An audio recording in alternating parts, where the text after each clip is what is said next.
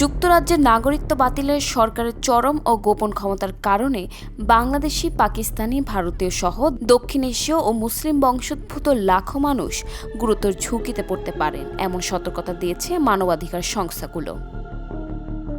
রানিমিড trust ও রিপ্রিভের এক যৌথ প্রতিবেদনে বলা হয়েছে, দেশটির স্বরাষ্ট্রমন্ত্রী আইনি ক্ষমতায় প্রায় ৯০ লাখ মানুষ অর্থাৎ যুক্তরাজ্যের মোট জনসংখ্যার প্রায় ১৩% নাগরিকত্ব হারাতে পারেন, বিশেষ করে যাদের দক্ষিণ এশিয়া, মধ্যপ্রাচ্য ও আফ্রিকার সঙ্গে পারিবারিক বা বংশগত সম্পর্ক রয়েছে, তারা সবচেয়ে বেশি ঝুঁকিতে আছেন।